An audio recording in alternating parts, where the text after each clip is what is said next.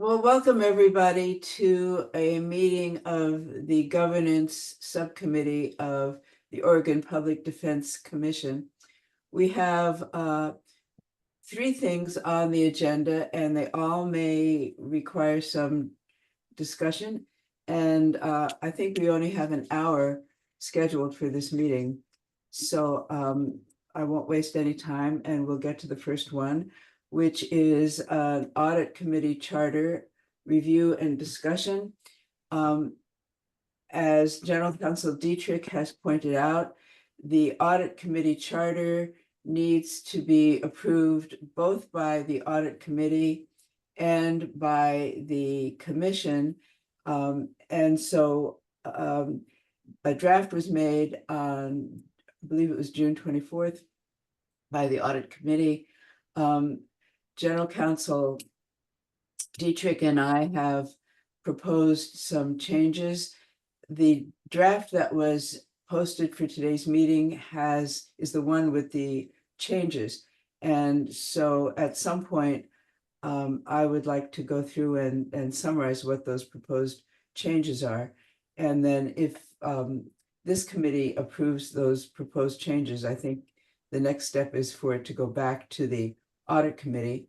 But Commissioner Harris is the one who is supposed to be leading this discussion, so I'm going to turn it over to him.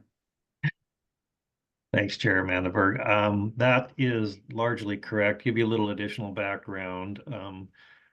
The audit committee meets every 3 months, so 4 times a year, quarterly. The last quarterly meeting was in June. At that time, we took up the charter, approval of a charter. There had been a charter in the past.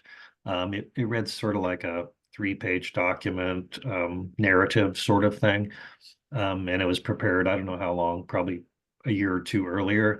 I think it was by Mr. Latham, prepared that along with Mr. Hutzler, the chair of the committee. Scott Martin, who is here today, who is our internal auditor, was able to take that document and reformatted it. And we reviewed that as a charter, as the audit committee reviewed it at our last meeting, like say for a few hours. We made some changes to it, reformatted it, and we passed it at that time, approved the revised charter. Mr. Dietrich and Chair Mandelberg have looked at it, made some changes, some suggested changes, some edits to it. The document you see that we received has both in red the changes that the audit committee approved to the prior charter, as well as the edits that Mr. Dietrich and Chair Mandelberg made. And they're both in red, so you sort of can't tell what's what, but I understand Chair Mandelberg is going to go through and sort of point out the ones that they had made. The red ones, the ones that are red that they did not make, are the ones that the audit committee already approved, if that makes sense. So I'm going to let them walk through it, but yes, we believe, after looking at the administrative rules, that the next step to this process will be review and approval by this subcommittee of all of the changes to the prior one that was approved, as well, and then handing that back to the audit committee to see if they accept those changes, and then we will re-vote on this at the audit committee, and then it will be passed upon to the commission also, I'm assuming with a due approve recommendation from this subcommittee. So that's where we're at now. So I will hand it over to Mr. Dietrich and Chair Mandelberg to go through these changes so they can identify which ones are which. So I don't know whether Mr. Dietrich or Chair Mandelberg wants to take the lead in that discussion, but I am simply going to hand that off to one of you. Thanks. I'll go ahead and do that since I've gone over them, but I really tried hard to get my track changes to do it in a color other than a different sort of red, and for some reason I couldn't make it work. But so the first proposed change that I'm just going to use first names. I can't stand all of this formality. Yeah. The first proposed change that Eric and I made is on section C5, which I don't see page numbers on this. It's on section C5. And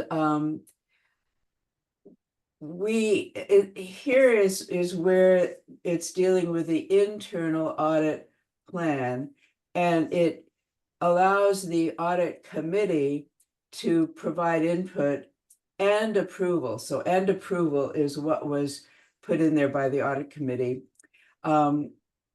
What we suggested, the change we suggested here is just to set out what the internal audit plan does, so that it's clear that it's different from the audit committee charter and so on and so forth.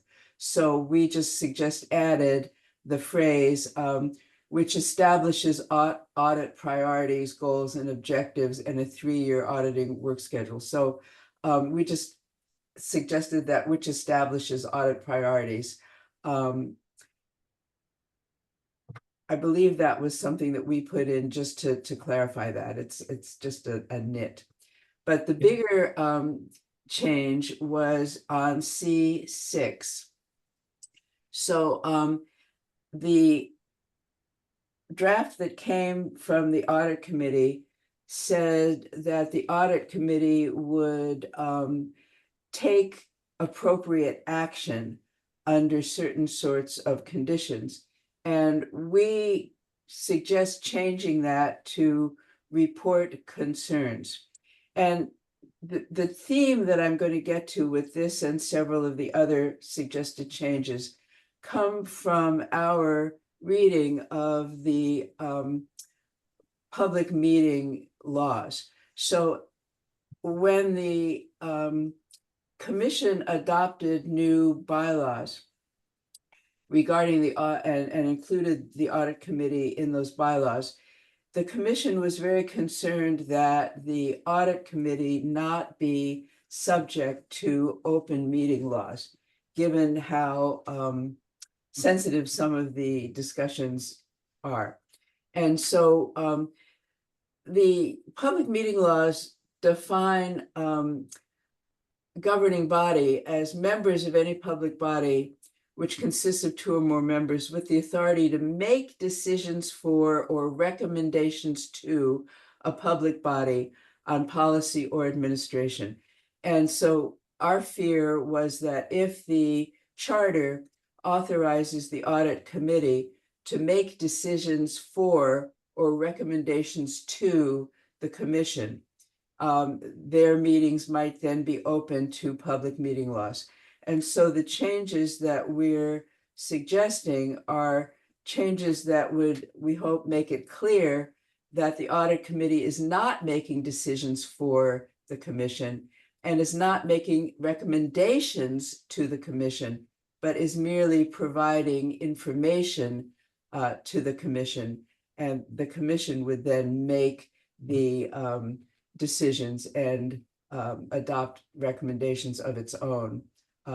For example, the governance subcommittee could make recommendations to the commission because we are subject to open meeting laws. And I see Rob's hand is raised.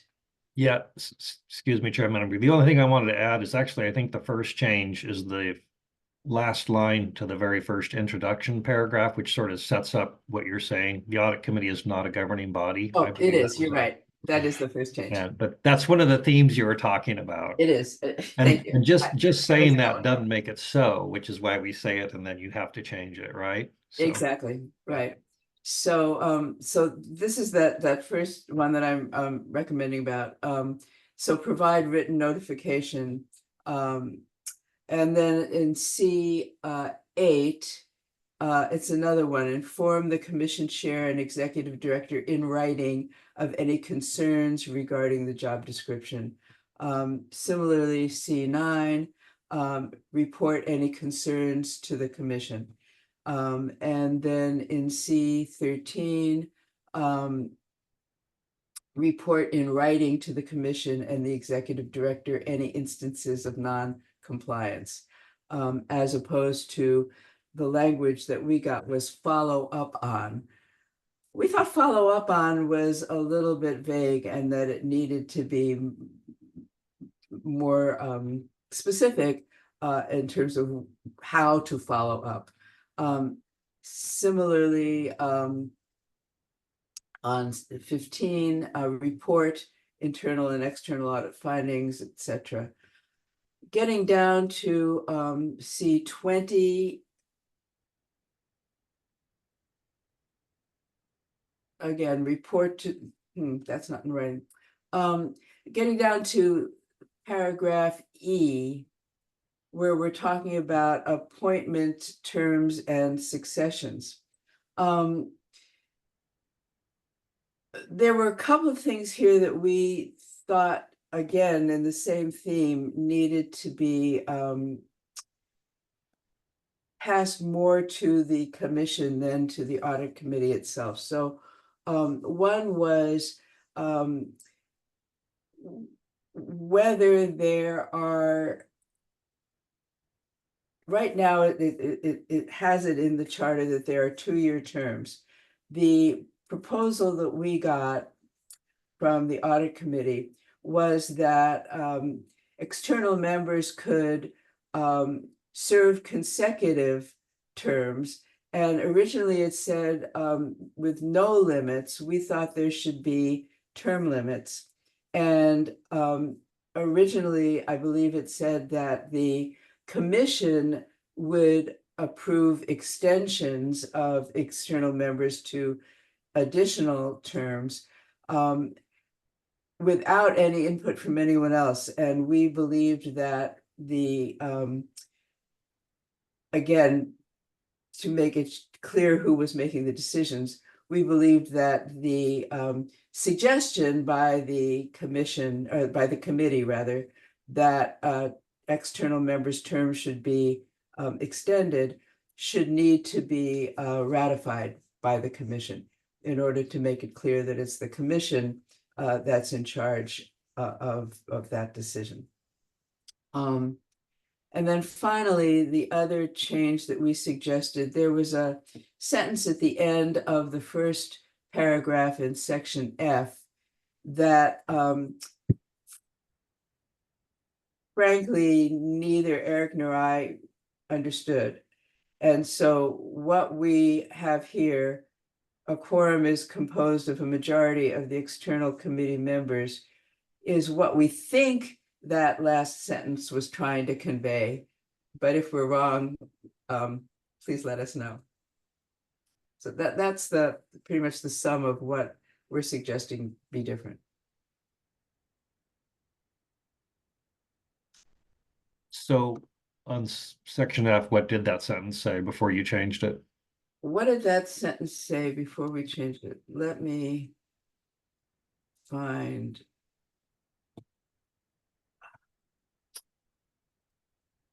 Let me just find the original one that I have here. Hold on.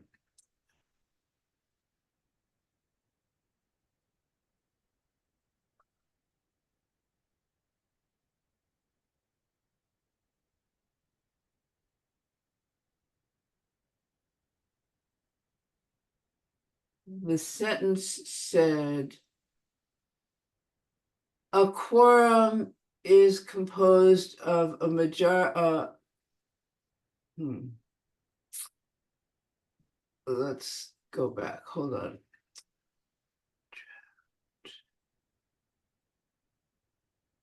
I found it here. If you Yeah, go ahead.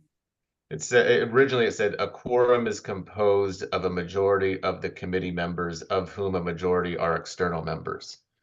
And so we thought there was some desire to make sure that it was a majority of external members, but we just kind of rephrased it. Yeah, I think that's right. Okay, thanks. Yeah, thank you, Eric. So any reaction, either Rob or Mr. Martin? I see you're present and we would love to hear your reactions if you have any.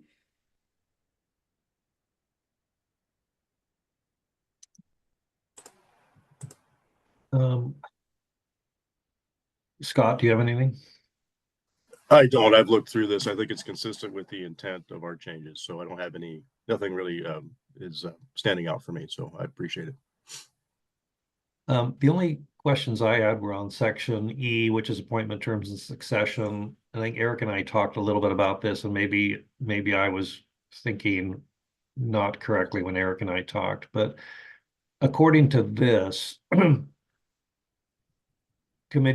charter committee members can serve more than 2 terms. It's just at the approval of the commission. Is that correct? It's not a term limit here then. It's just that it has to be approved. Yeah, it's just so that the way it reads now is that the audit committee would recommend an extension to another 2-year term, and that would just have to be ratified by the commission.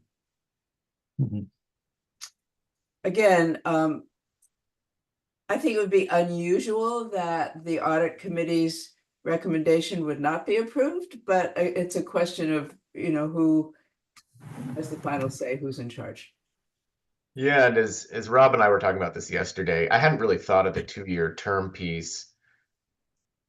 It takes a while to learn our business practices for someone who's not familiar with them. And as Rob pointed out yesterday, they meet 4 times a year. So, and both of us didn't know what kind of the best practice is, for how long this type of term should be. But I think the way it's written now does certainly allow someone to stay on longer than 2 years, just subject to the approval of the commission, which I think the other part that was also, I'm sorry, the paragraph after, the 2 paragraphs after about removing an audit committee member.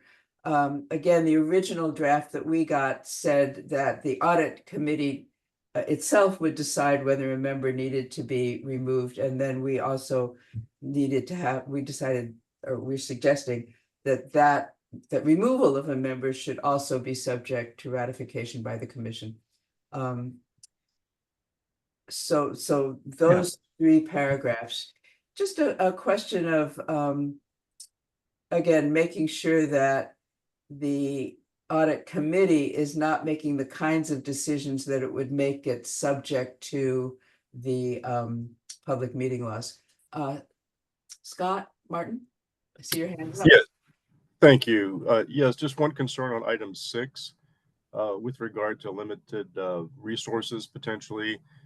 Could we include a provision for engagement with management to resolve that issue before speaking with the commission? Which item are you talking about? I'm not clear.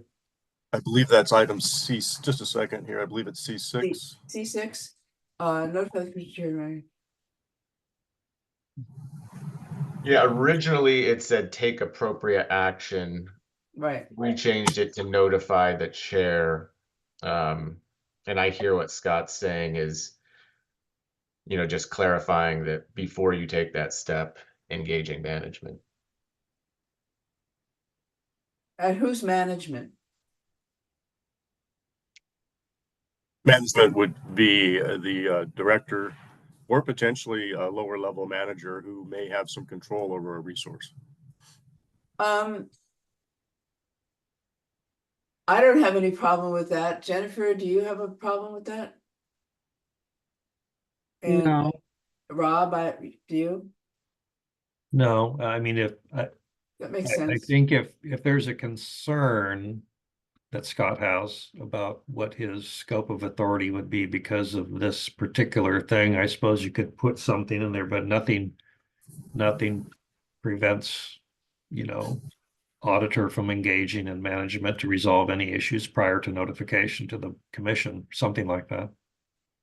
But I don't read this as preventing you, Scott, from engaging with management or the executive director and trying to resolve these issues, because honestly, you couldn't inform the commission about what the issue is unless you had engaged in that process.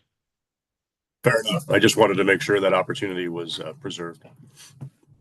Yeah, I mean, I'm trying to understand. So if the chief audit executive, is that you, Scott, or is that the chair? That is, the chief audit executive is myself. After Is you, right? So notify the commission chair in writing, provide if written notification. Turn audit function. So maybe this one just needs to be redrafted completely. Because as I read this, the audit committee, who would be placing a scope or resource limit on the internal audit function. Where would that limit come from? That may be a limitation on the access to resources of, say, data or people. So who would be placing that limit? That Can would I be a give an manager. example? Yeah, thank you, Jesse. All right, let's say Scott wants to do an audit that's been approved as part of the audit committee's plan, their audit plan. And he goes to a manager, like the accounts payable manager, and says, hi, it's on my audit, plan to audit accounts payable. And she says, we're slammed right now. I can't give you all of the access to the resources that you're looking for in terms of people and time today, but I could do that in 6 weeks. So that's a limit, a resource limit that's then put on that audit. And that's something that doesn't necessarily need to go to the commission unless it's creating a big problem, because Scott could say, that's fine. You know what? I've got a bunch of other work I can do just to ramp up for this. And in 6 weeks, I can engage with your employees on it. So it's actually pretty common that there are those types of balances that have to be struck when going through an audit function. And it's something that gets worked out at a lower level. Okay, got it. So here's my confusion with C6, now that you've explained that. The C in general says the committee and its members shall. So it's the audit committee and its members shall notify the commission chair. But your example wouldn't involve the audit committee at all. So Scott would go to a manager, the manager would say, we can't do that right now. And then Scott would go to you, the executive director, and say, hey, I really need this, get this manager to give it to me. The commission, the audit committee isn't involved at all. So that, what you just described is a completely internal agency interaction. So I don't understand why there has to be something in here about the audit committee's ability to go to you. I mean, would Scott need the extra heft of the audit committee in order to get the executive director to deal with the problem? So it seems to me that the audit committee would need to get involved only if the limit was coming from someplace other than a co-worker in the agency.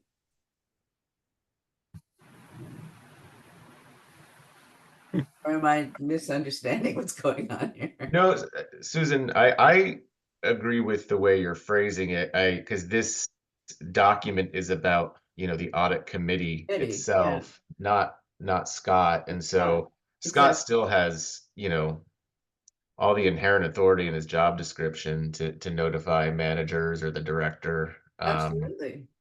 So the audit committee would only need to get involved. I can't imagine this would happen, but let's just say worst case scenario. Scott went to Jesse and said, Manager X is not cooperating with me. And Jesse said, too bad for you. Then maybe Scott would need to go to the audit committee to get the audit committee to lean on Jesse to help Scott out. I mean, that would be the sort of situation where the audit committee would have to get involved. Or let's say Scott needed information from some source outside of OPDC. And that source outside of OPDC was not cooperating. Then possibly Scott would need the audit committee to help do something about it. So I see this as a documentation issue. And so if there's a loggerheads, and this frankly could even be like somebody outside this agency itself not providing resource. I don't know exactly what that would be. It could be maybe the legislature's not providing a second audit person or something. Who knows? But like it's that, a way, yeah. it's a way to it's a way for the audit committee to say, we've made an independent determination that there's a resource problem here that's stopping us from doing our job. We are then giving it to the commission because the audit committee doesn't have any power to really do anything about that resource limitation, but the commission might. So that's And what I so- think, that's why I think it's good the way it is, because if it's just a question of something internal to OPDC, it would never get to the level of the audit committee having to deal with it. It would be resolved internally. And Yeah, so and- it's only and if it can't be resolved internally that the audit committee would have to then come to the commission and ask for help. Right, and I, as a audit committee member, would like to have something written from Scott that says this is why we need to document this problem and forward it to the commission. So I think I agree with you, Susan. I think this is fine the way it is. I think it's more of a process documentation issue. I think so, and you know, the audit committee could certainly, as part of the internal audit practices that it has the power to adopt, could certainly have something in there about asking Scott or whoever's in Scott's position to provide documentation about problems, right? That would be something they could do. Scott, your hand's up. I've heard the discussion and I agree. I appreciate the interpretation. I think actions later will follow for the internal audit charter itself. And that's where that sort of discussion can be documented Exactly. for the mechanics that you just described. I agree. appreciate that. I agree completely. Yeah, All thank right. you. Yeah, for sure. Thank you. I think this is ready to go back to the audit committee for its action. And then once the audit committee has been able to take a look at this and either approve it or suggest other changes, it can come back here and then we can forward it on to the commission. Everybody okay with all that? Jennifer? Rob? Me? I'm okay with it.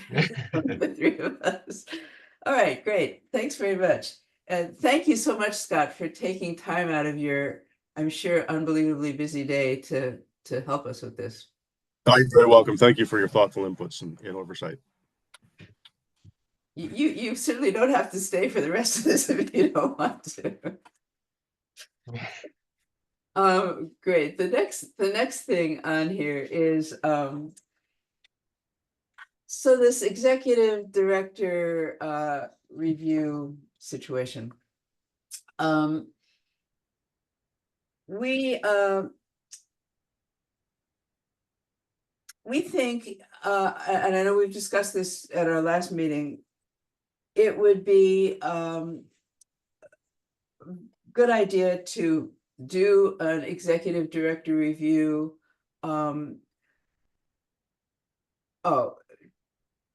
Jesse wants to know if it would be helpful. Is it helpful for me to be here for a conversation about executive director review? I'm happy to be here if it's supportive, but I don't need to be if you all don't need me here for it, so, or don't want me here for it. I value your input, and I don't think we're gonna discuss anything about you specifically. I think we're gonna be discussing the process. Rob or Jennifer, do you have a different take on that? No, I'm fine if you want to be here. If you don't want to be here, that's okay too. We don't want to force you.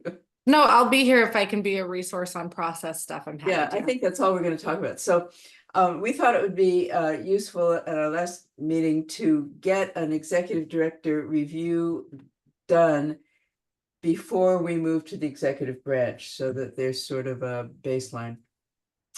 But at the same time, we thought, or at least I want to suggest that we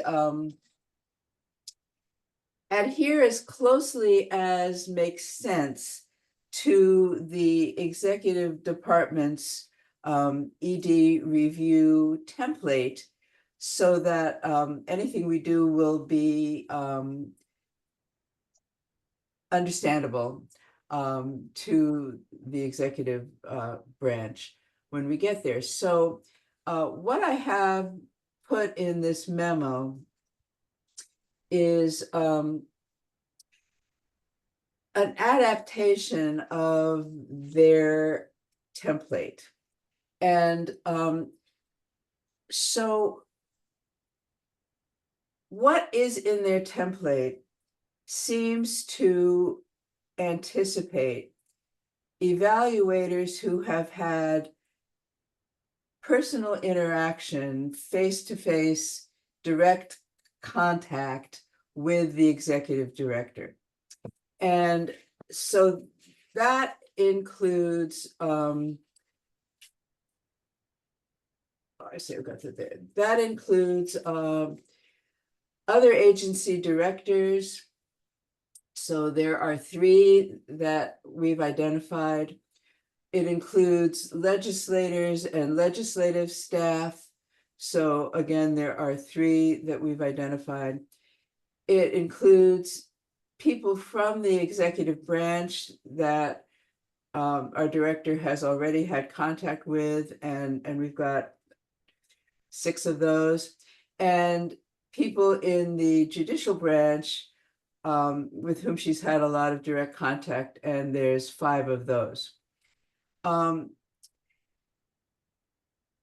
What I've got in the memo is a chart that goes through the questions that might be presented to that set of evaluators. And again, it also includes people who are direct reports or other important team members for Jessie, and so forth. The questions on that chart that are in red are so-called required questions on the executive department template. The questions that are in black typeface are other questions that we might want those people, the evaluators, to comment on as well. We could obviously add more to those other questions or reduce the number of them. But if we're going to adhere to the template, those required questions are questions we have to ask. That list of people doesn't include people who we would consider as stakeholders. In other words, it doesn't include our providers and our contractors. And Jessie has had, as I understand it, relatively little face-to-face direct contact with many, if not most, of our dividers. They tend to interact with other people in the agency. I have a list on page 2 of the memo of providers with whom Jessie has had direct personal contact since becoming executive director, other than those on the commission. And there are 13 people on that list. There are also a number of others who were members of group meetings, and I don't have their specific names. So we also need to decide whether we're going to put together a list of providers who we want to include in an evaluation. If so, what categories of providers we want to include, how many we want to include, how to go about doing a sortition to figure out which specific individuals we want to include, and then what questions we might want to ask the providers who would be doing evaluations. So those are the sorts of issues that come up. Separately, there are mechanical issues. The HR department, or the department in OPDC is probably the correct group of people to help put this together. They have access to SurveyMonkey. It can be put together through that. And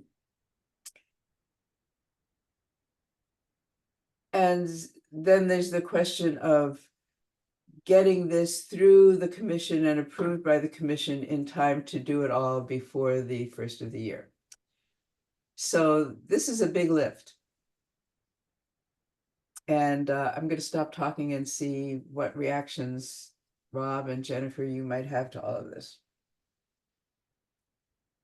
I mean, 360 evaluations are pretty standard. I think when it comes to the providers, I would look at a mixture of geography and keep it to the directors of those offices. And yeah, not make it overly cumbersome in terms of how many people, but you should be representative of the whole state.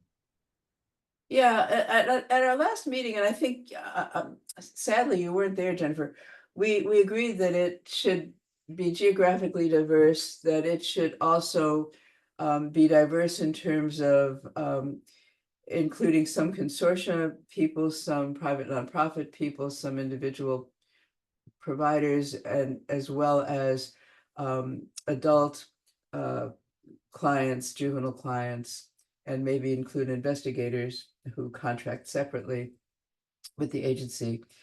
And the question was, should it be everybody? If not everybody, how many, and how they should be chosen? And it was this sort of sortition approach that we discussed. Jessie.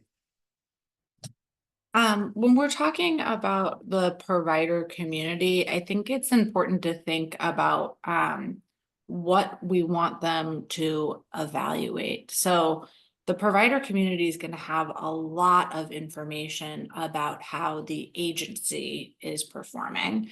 And ultimately, as the director of the agency, that's a reflection on my job performance. So I think, you know, it's would be pretty easy to pick a group of providers that could give feedback on how the agency is performing. But if you're trying to find people that interact directly with the executive director and talk about sort of the leadership qualities there, because of the nature of the work, the vast majority of providers are interacting with different departments within the agency, and they're not directly interacting with the executive director. So I think it's really important to just kind of figure out from this group, what is it that you want to assess? Is it overall agency performance, or is it director sort of leadership skills? Because that's going to lead you in different directions in terms of who you want to do outreach to. And it's a much narrower group of folks that might have answers on the leadership side than on the agency performance Well, I side. agree, which is why I included that list on page 2 of the 13 people who you indicated that you had direct contact with. And I think that if we limited it to that group of 13 people, we would also have to be very clear in the questions we asked them to answer, right? So make it clear that they were evaluating the executive director and not the agency. We might at some point want to do an evaluation of the agency, but that would be a separate thing, I think. Rob? Thanks. Actually, I wanted to agree with both of you on that because right now there's definite differences of opinion amongst the provider community, and as to a couple of things, the direction, the policy, the execution, that doesn't necessarily have much to do with Jesse's ability or quality of leadership. So I think that is where we have to be careful when we talk about providers. Now, I guess the counter side to that is if Jessica's not communicating well with those people, that they haven't had the chance to have face-to-face communication, maybe, you know, I guess there's that flip side. So I think that is probably something to consider as well. And I don't know whether it would make sense to send out some sort of a communication if you've had, you know, direct contact with Jessica over the last 2 years. Would you like to be, you know, put in the hat or something? That way you would at least get the folks that have had direct communication with you, Jessica, and not. So that would be maybe one way to look at that. But I think we need to be somewhat careful and make sure these questions are clarified. And I think people will answer honestly, I hope, that this is my perception of Jessica versus the agency versus, you know, someone in the agency. So I think that this is going to be a really tough thing when we're bringing in the provider community for feedback, just because the divisions within the provider community. Jennifer, any reaction to those two comments? I think there are two things that, you know, we should do, which is, you know, assess the performance of the executive director, but then also assess the performance of the agency. And I think that we need to figure out, like, what is that Venn diagram? And I think that's kind of been spoken to in terms of the provider community. Who does it make sense to actually be included when evaluating the performance of executive director? And I guess in those instances, I look to like peer-to-peer equivalents, because those tend to be the folks that you're going to interact most with. I think there is a time and a place to, like you said, assess the agency as a whole. And I think the question around, like, have you tried to interact with or reach out to the executive director can be asked there. I don't know if it's necessarily needed as part of the performance review, if that makes sense. They're meaning when you're reviewing the agency. Yeah, so like I think when we are asking or when we're doing the process around reviewing the agency, I think we can ask questions around access to the ED where it's appropriate. I don't think it necessarily pertains to the performance of the ED, though I am in agreement that how well the agency is doing is a reflection of the leadership of the ED. But I think you can suss those things out through a performance eval as well. Yeah. So if I'm hearing, oh, Eric, sorry. No, thank you, Susan. I just wanted to clarify, at least structurally, the way I see it is, given the commission's oversight function, it's kind of always evaluating the performance of the agency, giving direction to the agency, gathering information about the agency. But the director review, and I think that's why HR, you know, needs to facilitate this, is it really is a performance review of the director and not the agency itself. And no, that's it. That's Here's what I'm going to suggest. Given the time constraints, so here are the time constraints. We need to have something to show to the commission at its August meeting, a draft of the kind of review we want to do, and let the commission have at it. Not as an action item, but as a discussion item. And then at the September meeting, we need to have it as an action item so that immediately after the September meeting, we can get the ED evaluation out to the possible evaluators. And one of the steps in doing that is to contact them, and I guess this could be done beforehand, and say, we're going to send out an evaluation. It's going to have this many questions for you to answer. This is going to be the deadline. Are you willing to commit to doing it? And then get that out as soon as possible after the September commission meeting, so that it can be done and then reviewed again by the commission in December or I think November is probably too soon, but at least so that it can be done. And we have it back at least ready to be reviewed prior to the first of the year.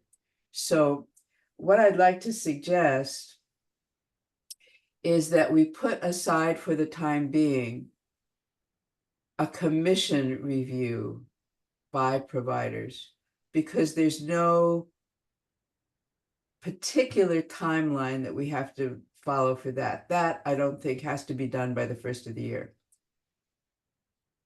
Part of the reason I think that an ED evaluation has to be done by the first of the year is that starting in January, the governor has the power to hire and fire the executive director. And the governor will not have the power to get rid of the agency after the first of the year. So I think we should put off a provider review of the agency, which I think is super important, but there's not the same timeline, and concentrate on a review of the executive director by the variety of categories of people who've had direct contact with her. So do you have a reaction to that suggestion? I agree. Okay. That makes sense to me. Okay. So the two things we have to do, the two things we really need to do, I think, at this point is decide whether there should be questions in addition to the so-called required questions on this template, and decide how many, decide whether to include the stakeholders who we know have had direct contact with Jesse. So let's take the second question first. What do you think about including stakeholders with direct contact with Jesse? Yes or no? Rob? I think that that's fine as long as it reflects the actual makeup of the different types of providers, because you will have a lot more confidence in this if you do that. And I know I recognize many of these names here, honestly, but quite often I don't remember whether they're through a nonprofit or they're, a private bar for folks. So not to take up time now, Jesse, if you have time, I know you're away, but if you had time in the next week or so to, or you or somebody else on your staff could look at that list on page 2. There's 13 names. And I guess 2 of them are investigators, so you don't have to do those because they're direct contracts.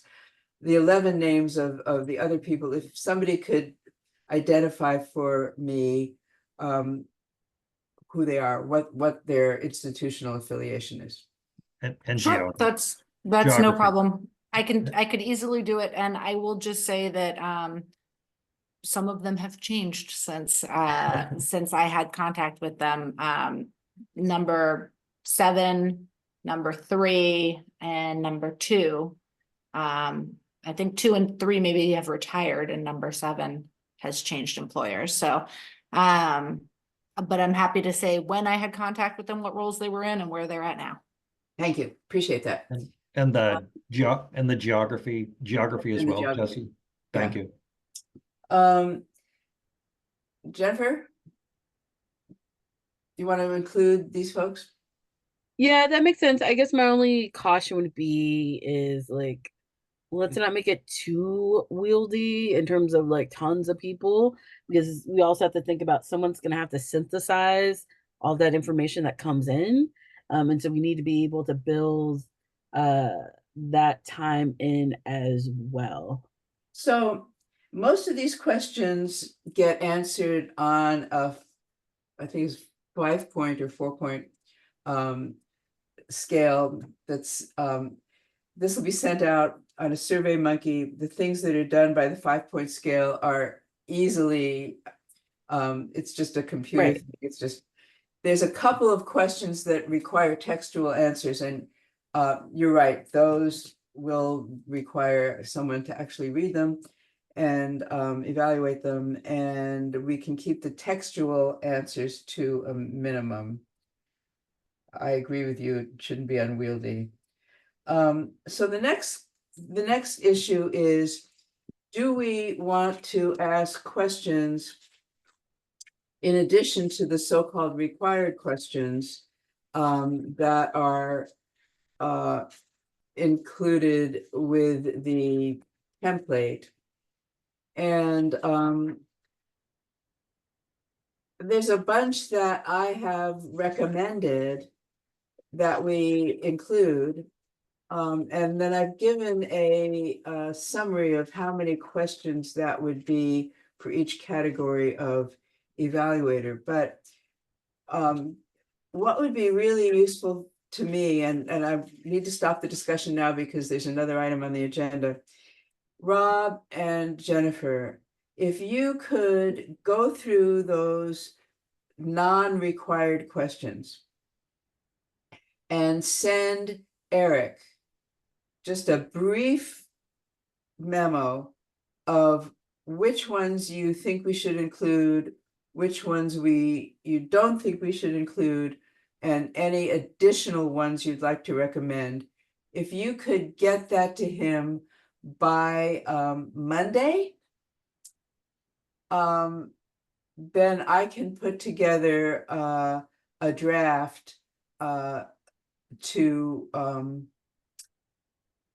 send out to you all through Eric for some review before we need to decide what to give to the August commission meeting. So if you could get that to me by Monday, I would really appreciate it, if that's possible. Just read through them and say yes, no, yes, no. Here's another suggestion. If you want to give a reason for saying no, that would be helpful. But it shouldn't take more than 5 or 10 minutes. Okay, great. Anything else on this issue? Okay, Eric, you're on for best practices.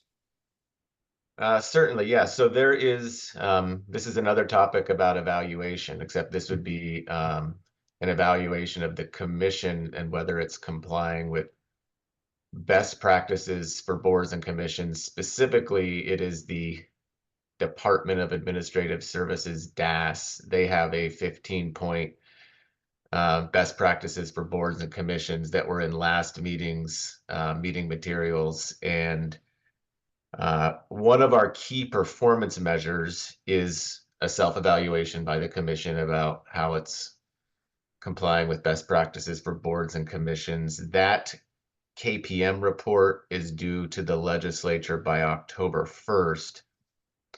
Similar to what Susan was just describing with the 5-point scale, we did convert the 15 best practices for boards and commissions into a 5-point scale as to whether the commissioners strongly agreed, or strongly disagreed, etc., about whether the commission was complying for each one of those best practices for boards and commissions. And so what I'm proposing to do is, and also before I forget, at the last governance subcommittee meeting, the group said, aside from the commissioners doing the evaluation, I believe they said they'd also like to hear from some agency staff about how they think the commission's doing. So my proposal to this group would be to send that survey out next week, keep it open for approximately 2 weeks, and nudge folks along the way to make sure we get responses from everyone, and then to bring those responses back to the August meeting of this group for a discussion. Does that include sending it out to staff? Yes. And Yes. how have you decided which staff to send it out to? Well, I think I'd open it up to this group. I mean, I think you'd want to hear from from staff who have some engagement with the commission. And so I think, at least from my perspective, that would include the executive team and heads of divisions, but I'm open to thoughts. I would hope to include folks that were here when there was a prior ED, and then we're also here once Jesse came on, because I think that's important context, and being able to have that contrast and speak to it. So now we're talking about evaluation of whether the commission is meeting best practices. We're not talking- Right, but a lot of us came in with the change of the new ED. And so there are going to be folks that were here prior to us that'll be able to speak to that, but then also us who were here when Jesse came on to speak about the change and how the commission has operated, I guess, if that makes sense. There's 13 members of the commission.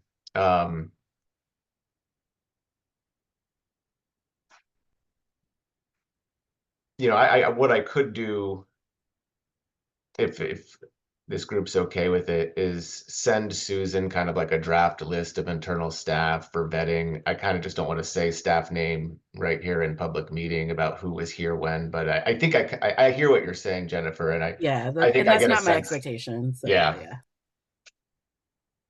Well, so your proposal is to send this out, keep it open 2 weeks, bring it to the August governance subcommittee meeting, and then we would bring it to the whole commission as an action item, possibly in September. In September. Yeah, because this is due in October. Correct. Everybody okay with that? Bob, you good? Great. Shall we try to set a date for an August subcommittee meeting, or do we want to do that in our, we were trying to set a date certain for every month, so that we didn't have to go through this every month to look at everybody's calendars, but that seems to be difficult because people have appointments and things that are hard to predict. So maybe Eric, in the next week or two, you can send out something seeing what dates in August are workable for folks. Will everybody be around in August? You won't be around. When will you be gone? I'm gone all of August. All of August. All right. Yeah. So possibly will you be able to communicate by email with Eric?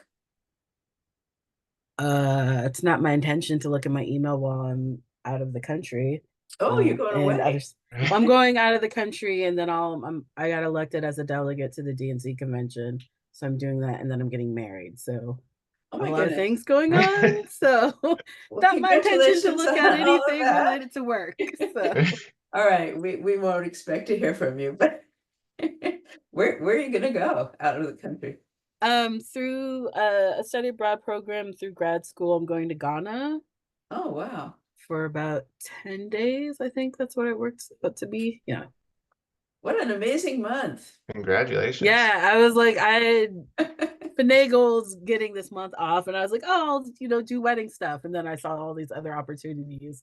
So yeah, I'm going to be far busier than I anticipated, but Well, I seize hope you have a opportunities wonderful with- wedding. That sounds Thank great. you. A wonderful trip. I'm looking forward to it. Anything else that we need to, we're a minute over our deadline here, but I think we've gotten a lot done in an hour. So, everybody good? Thank you. All right. Thanks, everybody.